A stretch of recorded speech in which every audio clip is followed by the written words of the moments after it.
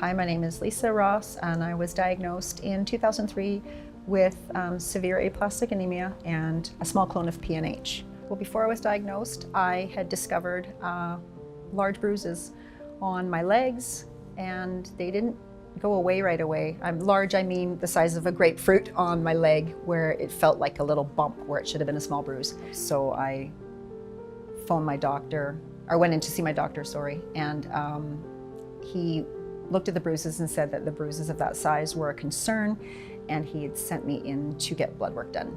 So I went in to get more blood work done, and then got a phone call from my doctor himself at home saying that we need to take you in for further testing, and I had to go in to have an emergency bone marrow biopsy to figure out what was going on.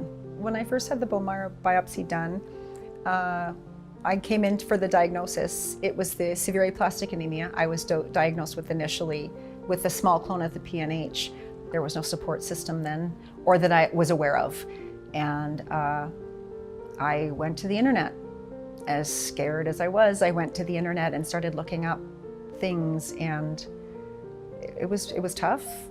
Having these illnesses have been hard. It's emotionally hard. Being diagnosed the first time round was really difficult. The unknown for me is terrifying. I want to know. I want to know what I can do to fix it. I want to know how to make this better.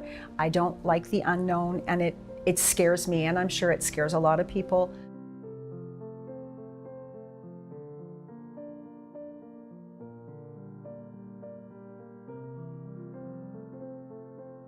Went back to work, went back to my sports. I got into dragon boat racing. I started out with a student team, and then I joined after the student team. I went to a rec team, just a regular sort of fun team.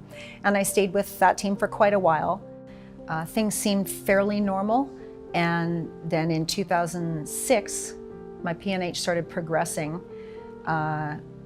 2007, my PNH started progressing and became symptomatic in 2008.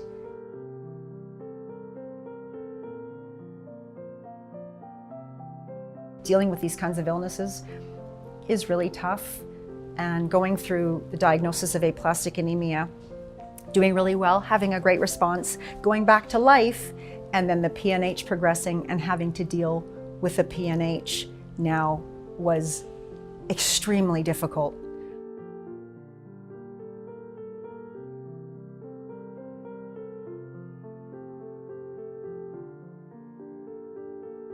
When I realized things were stable and I was doing well, I decided that I really wanted a bucket list thing for me, especially being sick. I decided I want to see if I can go to a club crew and go to the Worlds with the club crew.